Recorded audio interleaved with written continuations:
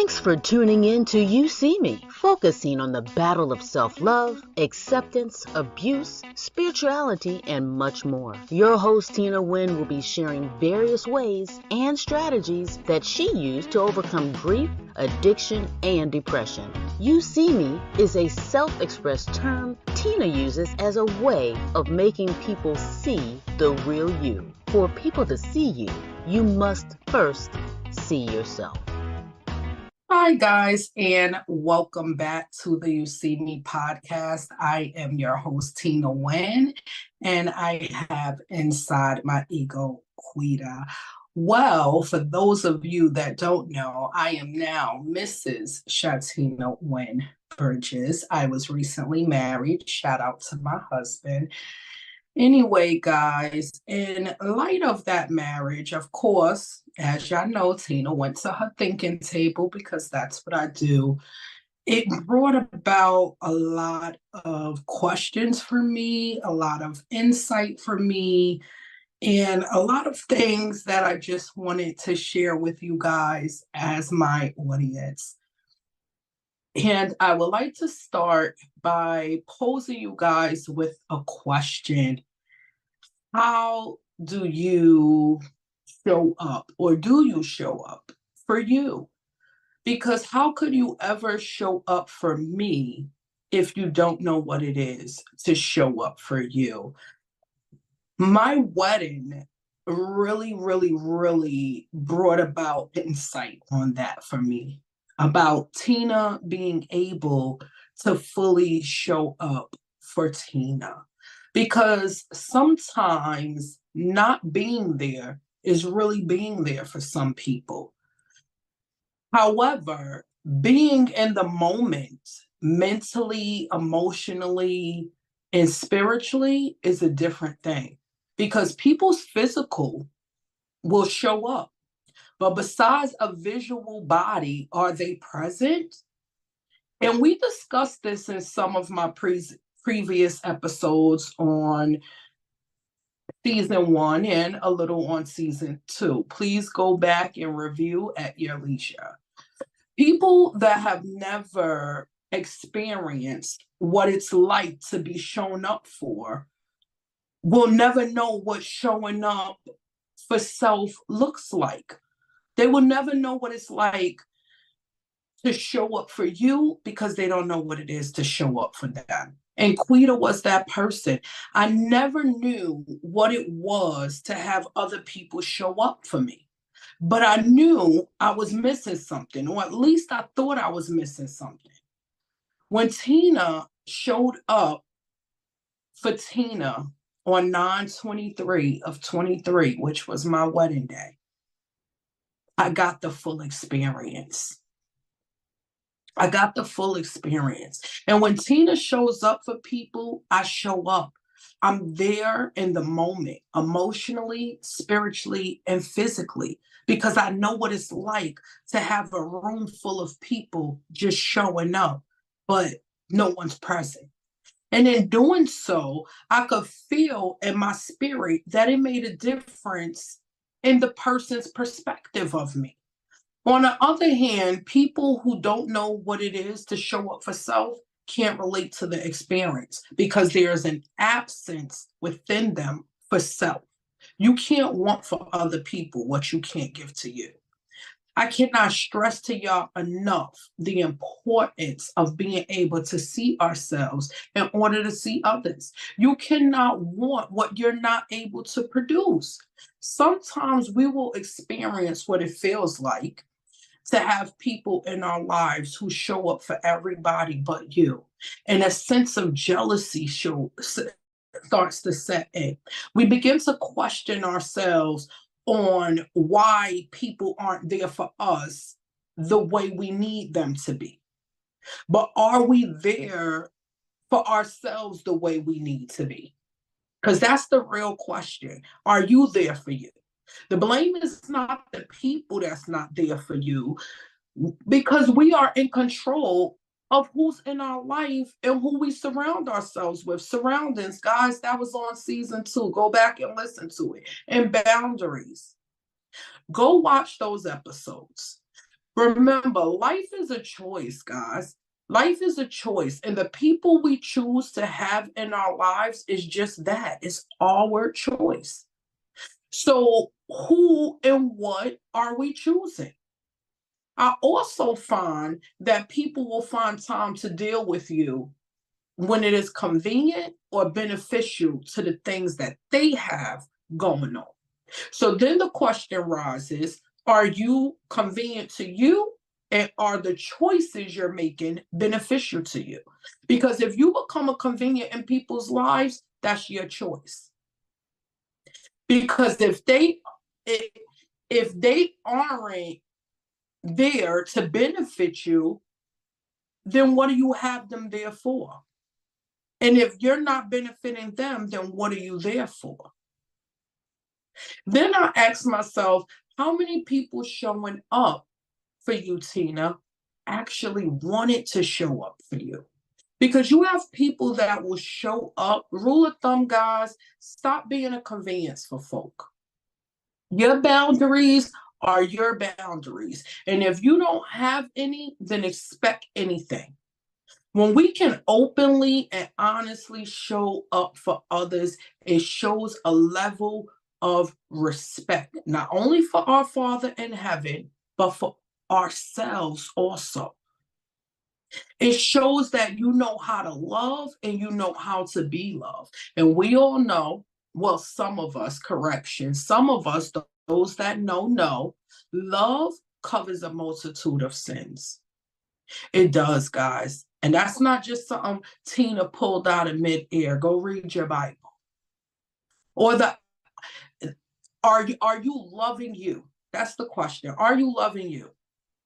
Because if love covers a multitude of sins, then everything that you did to not see you is covered up by you seeing you and loving you. Or the idea of people being there to love you. Because if you're not showing up to love you, stop expecting others to show up to love you. Because you're not even going to know what it feels like. You're just going to have people surrounded by you. Because even if they are there in the physical, what benefit is it serving you if they are not there to connect spiritually, emotionally, or mentally? Do you know why you even want them there? Do you even know the purpose of wanting them there? Because for Tina, all my choices must be able to benefit me and reach in my personal salvation.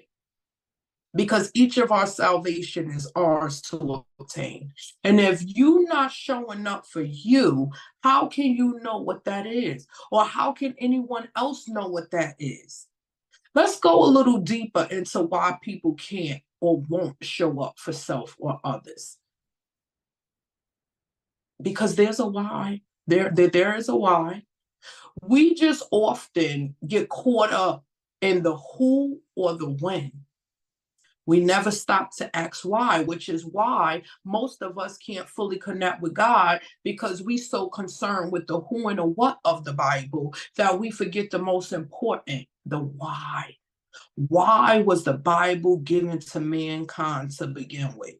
Have you ever asked yourselves that question, or is Tina just an overthinker? Because I know Tina can get carried away with her thoughts sometimes. But that's another topic for another show. Ask yourself, why was the Bible given to us? Because most often it's not that people are not willing to show up for self or others. The why is their inability to accept that you are not at the same place in life that they are. Let's be clear, all the words, necessary words in life that help us and keep us growing, words such as responsibility, accountability, reliability, and inability, they all share the same denominator, ability. We must be able to accept what we expect. Let's face it. How many of us can say we are genuinely happy to see others win? Because I find that what people say and what people mean, it often ain't the same thing. People will say one thing, but the meaning of what they're saying, or your meaning of what's being said, is totally different from what's actually being said. Stop expecting from people more than they are able to give you or to give to themselves, because that's what we do. We start expecting people to give us stuff that they're not even able to give themselves. And if you're not able to give you, then what could you possibly give me? For Tina, I love seeing people win. I love seeing people win and overcome, because it only reconfirms that God has the last say over all things, that he can take any situation and turn it out for the greater good of them that love him. As for Quita, that's a different story, guys. Y'all see me. I didn't like seeing people win. Why would I? Why would I want to see you win, or show up to see you win, or support someone else's win when I felt like I was losing? Oh, I showed up. Tina was present. Quita was present. But I was disconnected. People will show up, and they will show up, but what are they showing up for? Or are they showing up just to be seen? Because we discussed this in a lot of my earlier episodes, guys. Some people's reason for being there may not be for you. It may not be for your benefit. It may be for your failure. They may not even be there for them. They might just be there to say they was there. And you know what that's called, folks? That's called envy. Envy is the resentment you feel because of the advantages or possessions that someone else has. Quita was a very envious person. Quita was envious over what people possess, when I didn't even take inventory of my own possessions. And we do that a lot, guys. We'll jump straight over ourselves and start looking at the person next to us. I never stopped and looked at what God has granted me, what he gave me, because I was too focused on what I didn't have and what everyone else did, or what I thought everyone else had. Quick reminder, guys, never match your insides to someone else's outsides. We as humans, we have a bad tendency for doing this. We can look at a person's life and instantly we start being envious of what may look like something more than what we have, causing a block in truly seeing ourselves or anyone else. When we begin to understand the love that God has for all of us, it don't say for some of us, it says for all of us, and find a sense of spiritual purpose and gratitude, envy shouldn't even exist, making it that much easier to show up for yourself and for others, because the root causes of envy and jealousy are connected to a person's inability. They're not able to see what God has provided in their life, and a lack of thankfulness. They enable. That word keeps jumping at me, inability. Quita was unable to see her or anything God did for her, because I was not my view. People's possessions was my view. Anything outside of me was my view. The world was my view, and all that was in it. I didn't see what God had already given me until I learned how to be thankful for me, guys. We got to be thankful for us. You cannot be thankful unless you're able to see what you're thankful for. And if you don't see anything in your life worth being thankful for, of course, envy sets in, because you're unable to see you. We cannot love God and be jealous over what he has given the person next to us. Each one of us has a choice to have a relationship with God. That's a choice, guys. We have the choice to have the relationship with God. And then we also choose to what extent that relationship will go. Remember, what you put in is what you get out. If you put time, faith and belief in God, you will receive. But if you're not putting nothing in, then stop expecting stuff back out. It's that simple. Ain't no rocket science or long riddle to solve. It's very simple, very basic. Our Bibles also teaches us for where envy and self-seeking exist, confusion and every evil thing are there.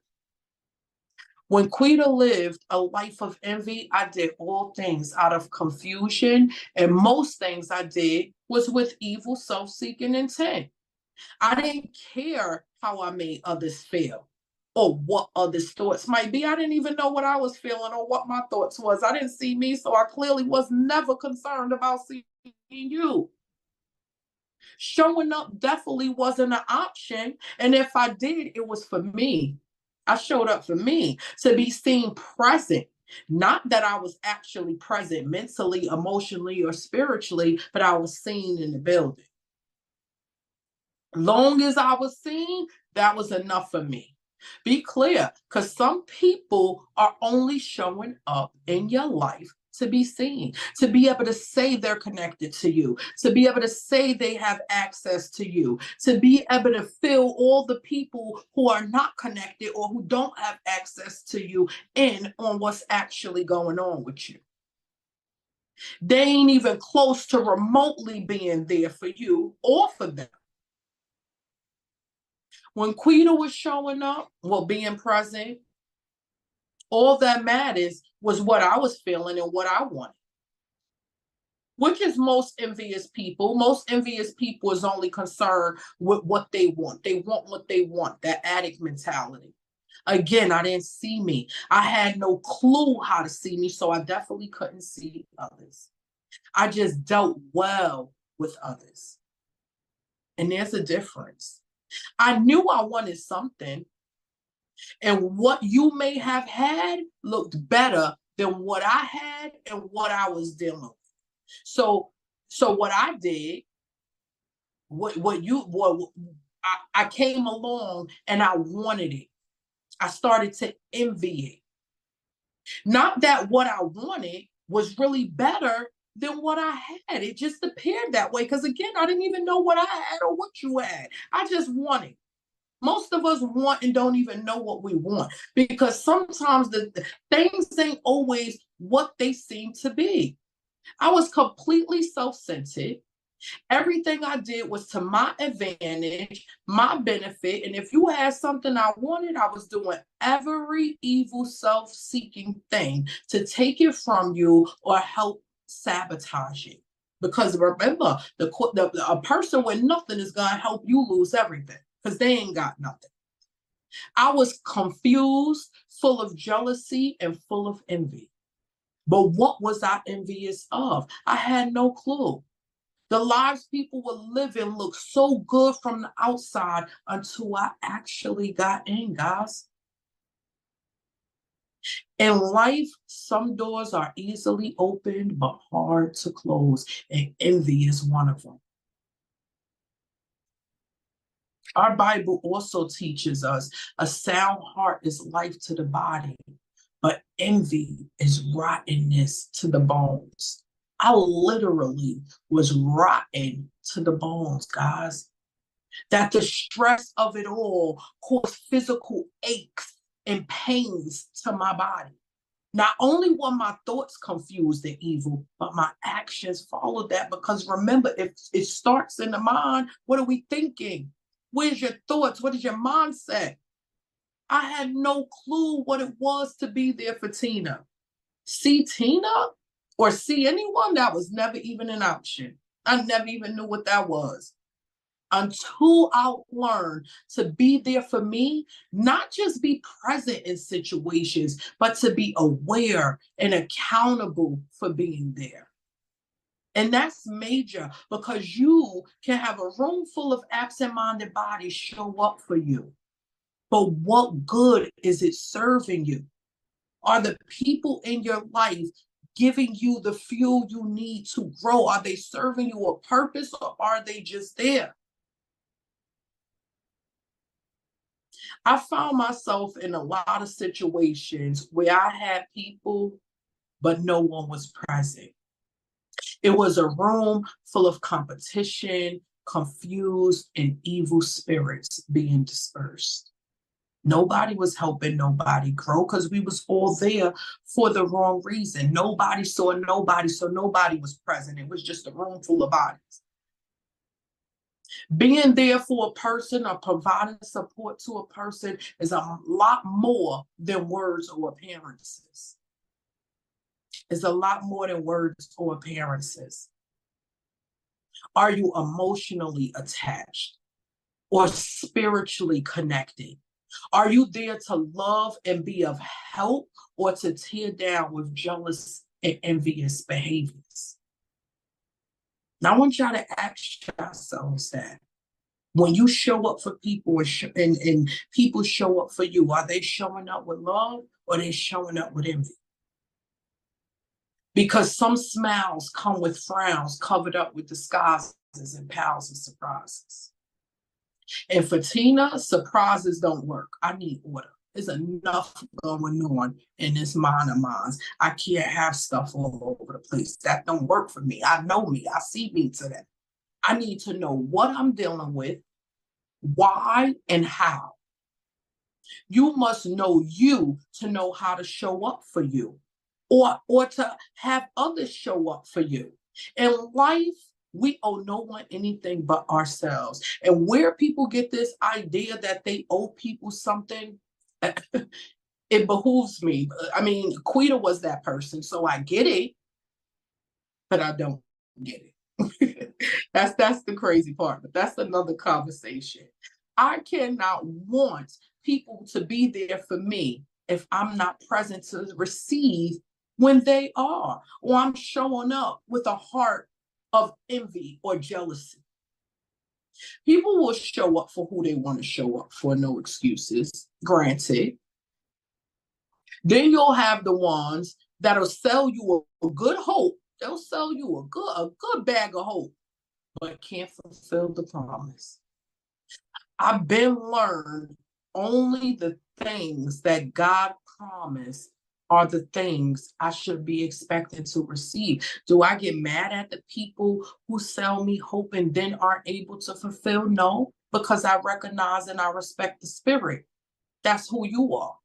And who you are is not, I'm not accountable. I'm not able to take account of who you are. I am only able to take account of who Tina is.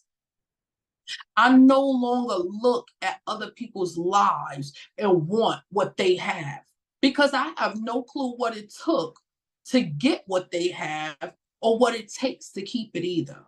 And I learned my lessons from that. You know, shout out to the Fab Five on the Empowered Morning Shows. Their intro song is There's a Blessing with My Name on it. And it doesn't say a blessing with your name, but your name, but my name. Meaning whatever your name is, that blessing belongs to you and only you. Do you guys know what it means? Like truly knows what it means to count your blessings? Because the minute you take your eyes off what God has done for you to focus on what he's doing for others, that's called envy. You negate to count your own blessings. Be clear, the fact that you're even alive, the fact that we're alive and in our right mind to turn and look at the person next to us is a blessing. Because not everybody that went to sleep woke up, and not everybody that woke up knew who they was when they woke up. These things happen in life, guys. I work in healthcare. I see them every day. The breath in your body is a blessing. And so many of us are wasting valuable blessings focusing on the lives of others, not showing up for self or anyone. We just there. We here viewing the lives of everyone around us, and we begin to feel jealous when God promised us all the same things. He didn't say, oh, I'm going to give you this and I'm going to give her that. No, that Bible reads the same for anybody that's reading it. All those promises are the same promises that that you reading, that the person next to you is reading. It may read different depending on which translation of the Bible you got, but all of those promises were set forth for God's peoples. God's peoples. God promised that everything will work together for the greater good of them that love the Lord. And if love covers a multitude of sin, then loving the Lord is bigger than anything that Quita could have been envious of, jealous of, or set her views on. So do we truly love the Lord, or are we too self-indulgent that we only want what we want? Before I sit before y'all and lie and start saying that I don't want what I want, because that's a whole lie. Let's be clear, everybody want what they want. But I want all the things that God has promised me. And in order for me to receive those things, it requires me to be selfless. I cannot want what I want when it comes to loving God, because he may not have the same wants for me that I have for myself. Some of us block our own blessings because we too focused on what others around us have. You may see a person with a big house, a fancy car, a bag full of money, and start being envious. Do you know what it takes to maintain all of that? Are you able to maintain all of that? See, Quita used to want to be rich. Quita had all of these ideologies of being rich, but God said, no, be rich in me instead. Tina, you may not be able to handle having an abundance of riches. It may take you places, and I know about going some places, guys. It may take you some places that God is trying to protect you from. We have no clue why God allows some to have what others may not. Our only focus should be on what we have in the life we live. Not everyone with nice things are serving the Lord, or have love in their hearts for the Lord. Some of them are evil, envious, or may have done some real hateful things to get the things they have. People used to look at Quita and be so jealous. Oh my gosh, she has this, she has that. Do y'all know I was a booster and that everything I had, I took? You jealous over my ratchicity. You jealous over something that you don't even know what you're jealous of. And those are the dangers of being jealous of other people. This is why we shouldn't look at the lives of others with envy. Do you even know what you're envious over? Or it just looks good to you? Because that's what it was with Quita. It was just looking good to Quita. Quita didn't even know what it was. It was just looking good. Because I didn't see me. I didn't see anything. And the things I did see was all full images of my imagination. We really have to focus more on our blessings and less on the sightings of life. Putting yourself in the shoes of others, that's not always the easiest thing to do. See, we quick to judge people. Oh, she's a hater, she's jealous, she's envious. I must admit, a lot of times Quita shows up and that old mindset starts to creep in. But then Tina has to remember what it took for her to get where she is. Because it took all of us something to get where we at. We didn't just wake up one day at where we at with the knowledge and the wisdom that we have. It took us going through some things. I have to remember when I may have been in the same situation, feeling jealous or envious about something. And what Tina does now is put myself in that space. I use all the things it took me to overcome having a jealous or envious spirit, because that's a spirit, guys. That's not the person, that's a spirit, and it can be prayed away. Go to everything in prayer. That's my advice. Prayer changes things, guys. I'm a witness.